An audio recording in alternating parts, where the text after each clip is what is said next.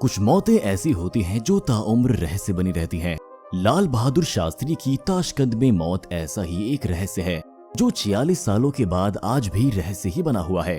सरकार गोपनीयता एवं विदेशी संबंधों का हवाला देकर इसे उजागर करने से इनकार कर देती है, लेकिन उनके परिवार के सदस्य इस रहस्य पर से पर्दा उठाने की मांग कर रहे हैं। और आज के इस वीडियो के जरिए हम उन्हीं सबूतों और गवाहों को मद्देनजर रखते हुए आपके सामने लाल बहादुर शास्त्री जी की मृत्यु के 3 से 4 घंटे पहले क्या घटा, इसके बारे में जानेंगे। तो चलिए बिना किसी देरी के वीडियो को शुरू करते हैं।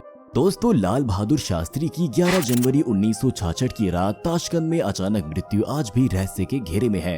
उसे लेकर तमाम सवाल आज भी पूछे जाते हैं। आज भी ज्यादातर लोग ये मानने को तैयार नहीं हैं कि उनकी वो मृत्यु स्वाभाविक तौर पर दिल के दौरे से हुई थी। दरअसल तत्कालीन प्रधानमंत्री लाल बहादुर शास्त्री ताशकंद समझौते के लिए सोवियत संघ के शहर ताशकंद गए हुए थे। वहां उन्होंने 10 जनवरी 1966 में पाकिस्तान के राष्ट्रपति अयूब खान के साथ ऐतिहासिक समझौते पर हस्ताक्षर किए। इस समझौते को लेकर उन पर काफी दबाव भी था। समझौते के बाद रात में 1:32 पर दिल का दौरा पड़ने से उनकी मृत्यु हो गई। देश की बहुत से अखबार इस घटना को नहीं छाप पाए, लेकिन टाइम्स ऑफ इंडिया ने रात की सीडी संस्करण को रोककर इस खबर को छापा। खबर को 8 कॉलम में इस होर्डिंग के साथ छापा गया, Shastri dies after a heart attack. उस यात्रा में जाने माने पत्रकार कुलदीप नायर भी शास्त्री जी के साथ थे। उन्होंने अपनी आत्मकथा beyond the lines an autobiography में लिखा, उस रात न जाने क्यों मुझे शास्त्री जी की मौत का पूर्वाभास हो गया था।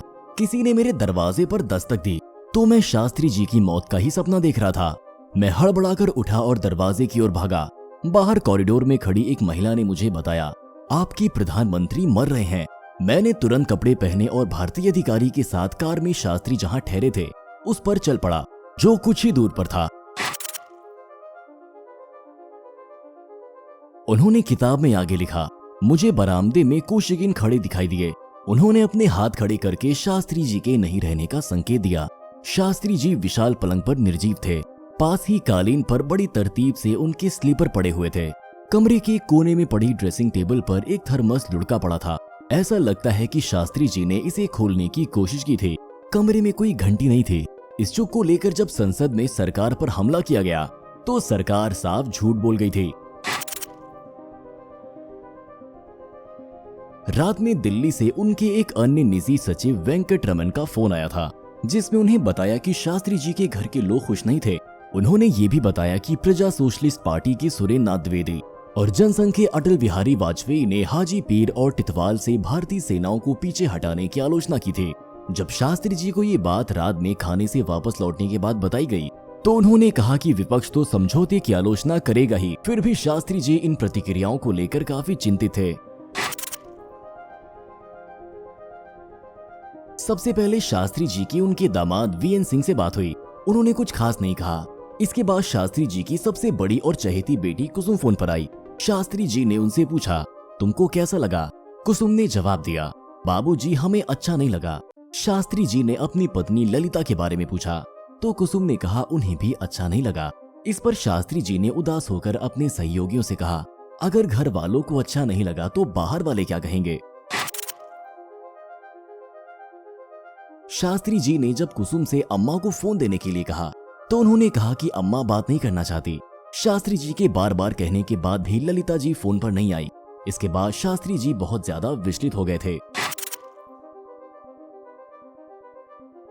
इसके बाद रात में सोने से पहले उनके सहायक रामनाथ ने उन्हें दूध दिया, जो वो हमेशा सोने से पहले लेते थे। इसके बाद शास्त्री जी चहलकदमी करने लगे। इसके बाद उन्होंने पानी मांगा। आधी रात से कुछ पहले उन्होंने रामनाथ को अपने कमरे में जाकर सोने के लिए कहा, क्योंकि सुबह जल्दी उठकर काबुल के लिए विमान पकड़ना था। जब रामनाथ ने उन्हीं के कमरे में फर्श पर सोने की इच्छा जताई तो शास्त्री जी ने ऊपर उन्हें अपने कमरे में जाने को कहा। रात 1:20 पर जब भारतीय प्रधानमंत्री का दल सुबह जाने के लिए अपना सामान बांध रहा था तो सचिव जगन्नाथ के दरवाजे पर शास्त्री जी दिखाई दिए। उन्होंने बहुत मुश्किल से कहा, डॉक्टर साहब कहाँ हैं? फिर बैठक में लौटते ही वो बुरी तरह खांसने लगे। उनके सहयोगियों ने उन्हें बिस्तर तक पहुंचाया। जगन्नाथ ने पानी पिलाया। शास्त्री जी ने अपनी छाती को छुआ और बेहोश हो गए। डॉक्टर चुग तब तक पहुंच चुके थे। उन्होंने फटाफट इंजेक्शन लगाया। कोई प्रतिक्रिया नहीं होने पर मुंह से मुंह की श्वास प्रक्रिया की। फिर एक लेडी रूसी डॉक्टर भी आ पहुंची, फिर कुछ और डॉक्टर, लेकिन तब तक शास्त्री जी दम तोड़ चुके थे। इस घटना को याद करके लाल बहादुर शास्त्री के पुत्र नेता अनिल शास्त्री ने कहा कि मेरी मां ललिता को शुरू से ही संदेह था कि शास्त्री जी का निधन स्वाभाविक नहीं है। इस मामले की जांच में काफी विलंब हो चुका है, लेकिन अभी भी काफी कुछ किया जा सकता है। सच तो बाहर आना ही चाहिए। उन्होंने संदेह जताया कि उस समय शास्त्री जी की देखरेख में लापरवाही बरती गई, क्योंकि यह कैसे संभव हो सकता है कि प्रधानमंत्री के कमरे में टेलीफोन और चिकित्सा सुविधा न हो।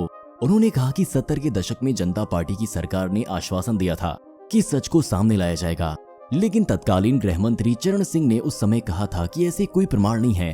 अनिल शास्त्री ने कहा कि इस मामले में आज की तारीख में शास्त्री जी के साथ के कई लोग जीवित नहीं हैं। उनके चिकित्सक रहे डॉक्टर चुग के पूरे परिवार की भी दिल्ली के रिंग रोड में दुर्घटना में मौत हो चुकी है। तो दोस्तों, आज की वीडियो में बस इतना ही। वैसे कि आपको मालूम है कि लाल बहादुर शास्त्री जी की मृत्यु के बाद शास्त्री जी के दस्तावेज पब्लिक नहीं किए गए। वैसे अभी कुछ समय पहले ही क्वीन एलिजाबेथ की भी मृत्यु हुई है। उनके द्वारा लिखा हुआ एक लेटर एक कांच के फ्रेम के अंदर शोकेस में बंद है, जिसके अंदर क्या है किसी को नहीं पता। अगर आप भी इसका राज जानना चाहते हैं तो स्क्रीन पर दिख रहे वीडियो पर क्लिक करें। तो चलिए मिलते हैं उस वीडियो में।